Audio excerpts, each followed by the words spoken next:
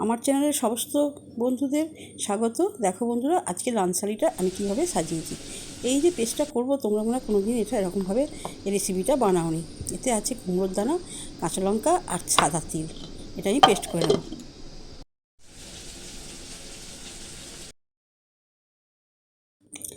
আর আলু সিদ্ধ করা আছে, আর পটল সরু সরু করে কাটা আছে, একসঙ্গে ভেজে নিলাম একটু ফোড়ন দিয়ে।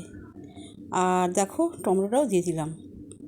ফোড়ন বলতে ওই 5 ফোড়ন আর কাঁচা লঙ্কা দিয়ে ভালো করে নাড়াচাড়া করে দেখো সুন্দর করে ভেজে নিতে হবে। টমেটোটা একটু নরম হয়ে গেলে আমি একটু মশলাপাতি দেবো। এই পেস্টটা যদি দেওয়া যায় তরকারিতে, ভীষণ হয়ে গেছে, পেস্ট হয়ে গেছে দেখো। এইবার আমি ডাঁটা তুলে দিলাম, নাচনা ডাঁটা, সজনে ডাঁটার পালা শেষ, এবার হচ্ছে নাচনা ডাঁটা। এইবার এই যে পেস্টটা, কুমড়ো দানা আর হচ্ছে সাদা তিল আর কাঁচা লঙ্কা একেবারে সুন্দর করে মিক্সিতে পেস্ট করে নিলাম, একটু ভেজে নিলাম। ভেজে নিলে কি হয়, এই যে একটা সুন্দর গন্ধ না সাদা তিলের, সেটা কিন্তু খেতে দারুণই লাগবে। আর এই মিক্সির জারটা আমি ধুয়ে জল দিয়ে দিলাম, দারুণ খেতে লাগবে দেখুন।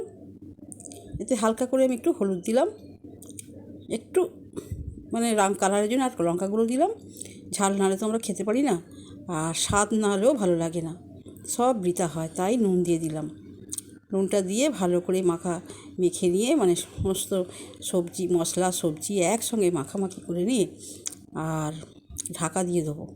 দেখো ঢাকা দিয়ে দিয়েছিলাম, দেখো সেদ্ধ হয়ে গেছে, কী সুন্দর দেখতে লাগছে দেখো, খেতে কিন্তু হেভি লাগবে। আর হয়ে গেছে, আমি এবার কিন্তু লাঞ্চ থালিটা সাজাবো।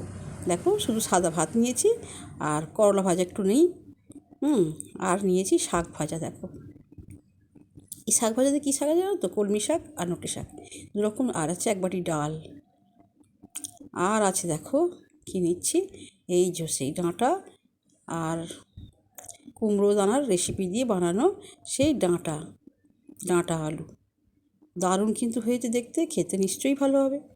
আর দেখো একটা চপ কিনেছি, চপটা কিন্তু এই পর্যন্ত। তোমরা খুব পরের ভিডিও আবার দেখা হবে।